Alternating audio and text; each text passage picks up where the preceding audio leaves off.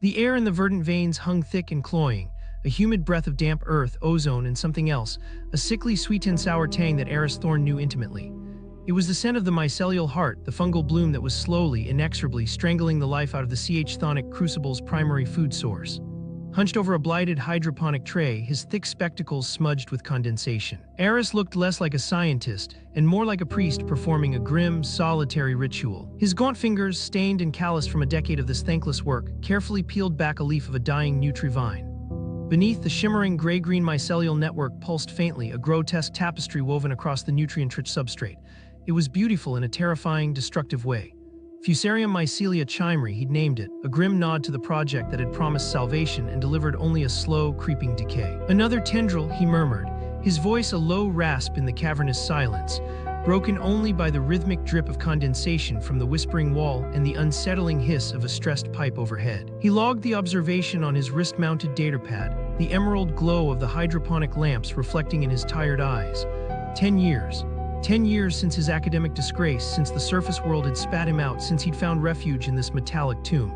10 years of battling this silent, insidious enemy, and still it advanced. He remembered the sterile, unforgiving labs of the surface, the hushed whispers of Thorne's folly, the public humiliation of his project's Cerberus data being debunked. Here in the verdant veins, there were no peer reviews, no grants to secure, only the stark reality of survival. His self-doubt, a constant companion, gnawed at him. Was he truly seeing a solution, or was this mycelial integration just another sophisticated form of self-deception? A desperate attempt to find meaning in failure. The thought was a cold, metallic taste in his mouth, sharper than the tang of the recycled water. He straightened, a faint ache in his lower back, and surveyed the vast bioluminescent expanse of the verdant veins. Tiered trays stretched into the dim distance, some vibrant with healthy Nutrivines, others already succumbing to the gray-green shroud. The hum of the pumps, usually a comforting lullaby of life, now sounded like a failing heartbeat. He had to convince them. He had to. The journey from the humid, plant-filled sanctuary of the verdant veins to the austere, sterile Apex Council chambers was a descent not just in elevation, but in atmosphere. Eris took the slow, creaking service lift, its ancient gears groaning in protest with each level.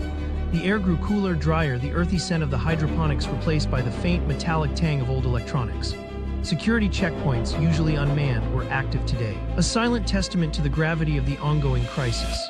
He offered his biometric scan, the red light briefly illuminating the deep lines etched around his eyes, before the heavy pressure-sealed door hissed open. The council chambers were a circular, minimalist space, polished concrete and gleaming steel reflecting the harsh, functional light of overhead fluorescent panels. At the center, a single ancient holographic projector flickered, currently displaying a distorted, pixelated schematic of the silo's failing water reclamation system. Kalen Rourke, broad-shouldered and stoic, sat at the head of the crescent-shaped table, their deeply lined face a mask of unwavering resolve. To Kalen's right, Jian Lai, lean and observant, meticulously scribbled notes on a datapad, his expression unreadable. Lena Petrova, her short-cropped gray hair framing a weary, skeptical face, sat opposite, arms crossed, a faint frown already etched between her brows. Eris stood before them, the weight of 100 lives pressing down on him. The fungal bloom Fusarium mycelia chimeri, he began, his voice steady despite the tremor in his hands, is now consuming 37% of our primary Nutrivine cultivation. At this rate, we have less than 3 cycles before critical food shortages. He gestured to the flickering schematic, which now shifted to a grim projection of the blight spread. Traditional chemical treatments have proven ineffective, merely slowing its advance. We need a radical shift. Kalen's calm, steady gaze met his. Dr. Thorne, we have heard your radical shifts before.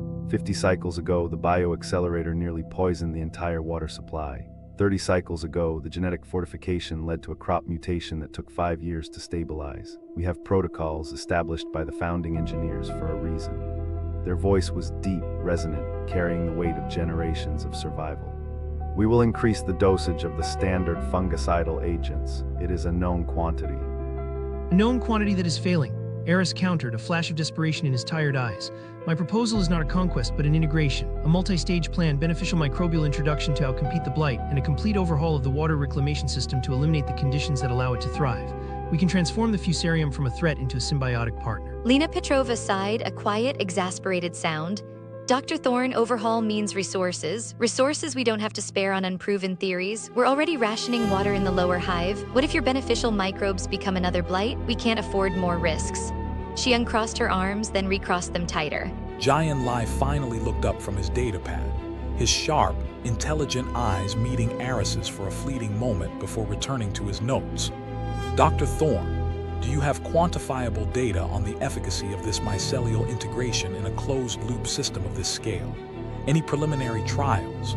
His tone was neutral, data-driven, devoid of Kalen's traditionalist fervor or Lena's risk aversion. Eris hesitated. Preliminary observations suggest a potential yes, but a full-scale trial requires council approval and the resources you are currently denying. Kalen leaned forward, their stoic face unyielding. Then you have no proof, only conjecture. We will not gamble the community's survival on conjecture, Doctor. The motion to increase fungicidal agent dosage stands. The holographic projector flickered violently, momentarily distorting Kalen's image, a silent, almost mocking commentary on the council's rigid stance. Eris felt a familiar wave of despair, but beneath it, a spark of defiant resolve. He would get his proof. Alara Vance began her shift deep in the geothermal grottos, the crucible's primal heart. The heavy-duty industrial lift groaned its descent, the sound-dampened shaft doing little to mute the deep, resonant thrumming that intensified with every meter. She offered her biometric scan, the green light a fleeting comfort in the oppressive warmth. The air, thick with the faint, sulfurous scent of the Earth's core, clung to her heat-resistant gear. Her wiry frame moved with practiced agility through the narrow, winding tunnels, her bright, unruly red hair escaping its ties despite the humidity. Her hyper-acute sensory perception, a gift and a curse, was in overdrive here. The constant hiss and roar of steam from the geothermal vents, the rhythmic clank-hiss-clank of the colossal Earth's breath turbine, the subtle vibrations in the thermoquartz underfoot, it all painted a vivid, almost overwhelming picture of immense, barely contained power. She tightened a pressure valve on a heat exchanger, the metallic tang of hot machinery sharp on her tongue. The grottos were a place of raw energy, a constant reminder of their precarious existence. Her routine complete, Alara ascended. The journey back through the silo's intricate network of service lifts and bioluminescent lit stairwells, a gradual transition from the primal to the precarious. As she passed through the upper levels of the verdant veins, her senses, now attuned to the more subtle nuances of the hydroponic zones, picked up on a different kind of distress.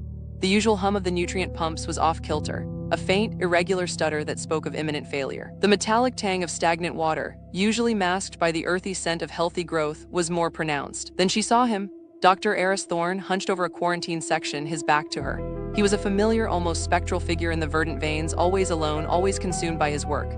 But today there was a desperate, focused intensity in his movements that transcended his usual reclusiveness. His hands, usually precise, were almost ritualistic as he carefully, almost reverently, inoculated a blighted tray. Alara paused, hidden by a cascade of lumiflora.